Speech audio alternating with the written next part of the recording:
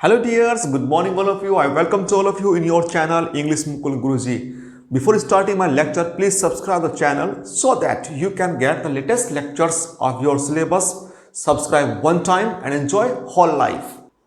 प्यारे बच्चों, आज का हमारा टॉपिक है parts of the sentence.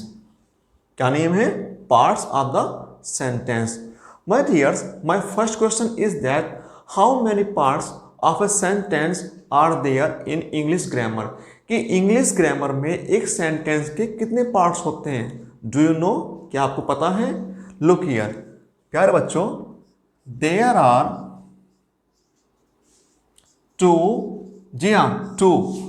To parts of a sentence.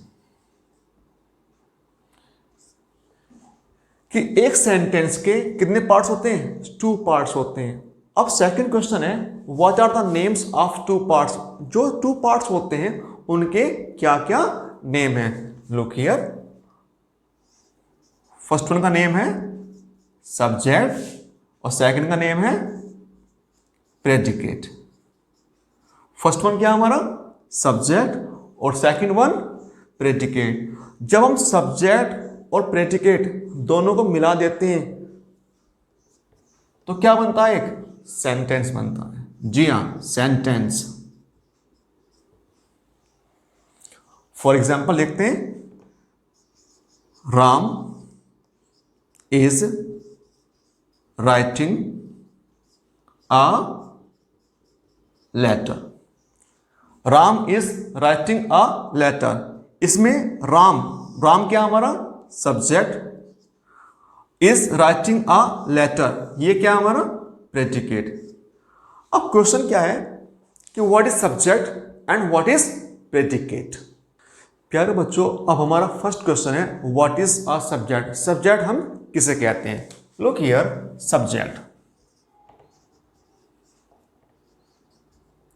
Subject को वैसे हम हिंदी में कर्ता भी कहते हैं। क्या बोलते हैं? कर्ता, करने वाला। लेकिन इंग्लिश में हम बोलते हैं दूसरा वर्ड डूअर। क्या बोलते हैं? डूअर। अब इसकी डेफिनेशन क्या है? चलिए इसकी डेफिनेशन की स्टडी कर लेते हैं सब्जेक्ट के बारे में। In a sentence the person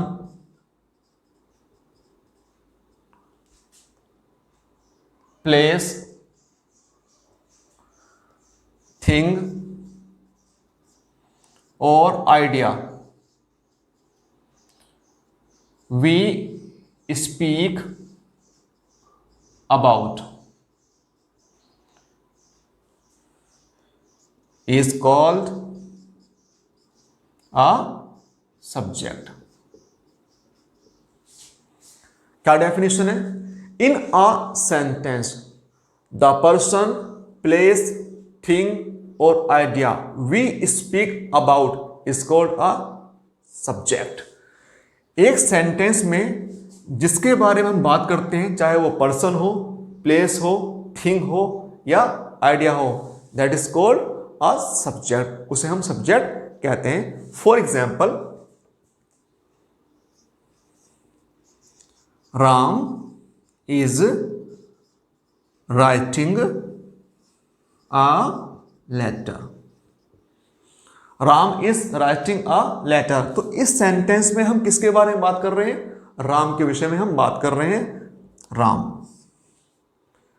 यदि अब भी आपको पता ना चला कि इसमें सब्जेक्ट कौन है, तो मैं आज आपको एक ऐसा वर्ड दे रहा हूं, ब्रह्मास्त्र वर्ड दे रहा हूं, उसको लगाइए और सब्जेक्ट बाहर निकल आता है। वो कौन सा वर्ड है? वो है हु।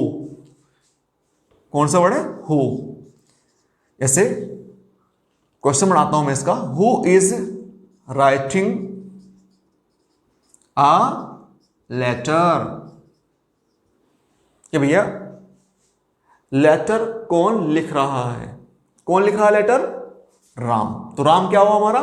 सब्जेक्ट। तो इस सेंटेंस में हम केवल राम के विषय में हम बात कर रहे हैं, तो उसे क्या बोलते हैं? सब्जेक्ट बोलते हैं। प्यारे बच्चों, अब हमारा सेकंड क्वेश्चन है, what is a predicate? Predicate किसे कहते हैं and how to identify the predicate part, और उस प्रेडिकेट पार्ट की हम पहचान कैसे करेंगे? लुक हियर, स्टडी करते हैं प्रेडिकेट। लुक हियर बच्चों, in a sentence what we say about the subject is called the predicate।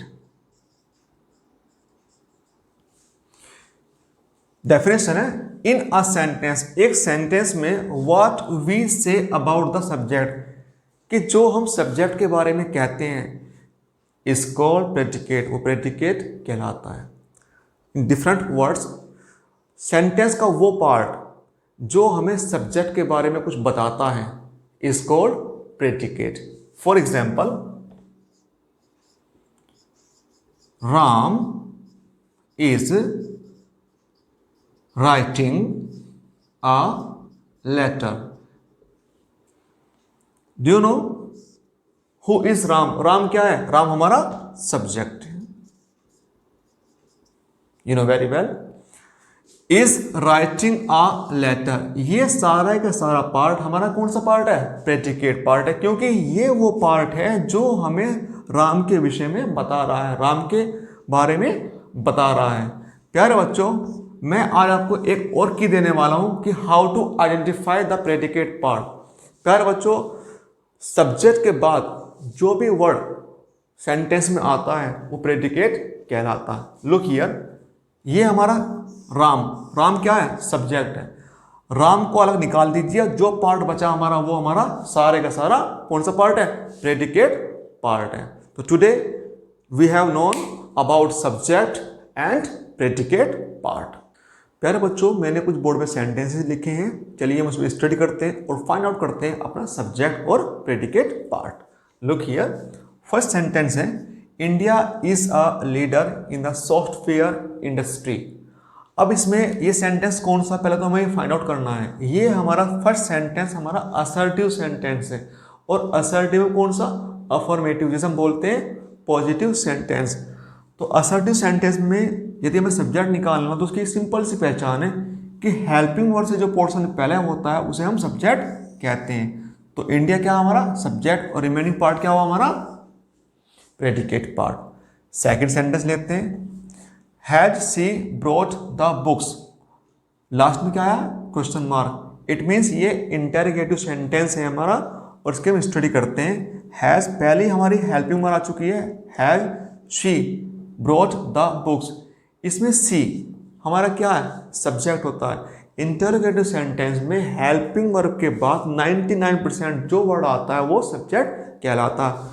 तो हमारा सी क्या हुआ? हमारा सब्जेक्ट, और remaining part this one and this one, ये हमारा क्या हुआ? Predicate part. सेंटेंस नंबर हमारा third, open the door. Open the door, it means ये हमारा इंपेरेटिव सेंटेंस है। प्यारे बच्चों, इंपेरेटिव सेंटेंस में कभी भी हमारा सब्जेक्ट नहीं दिया होता।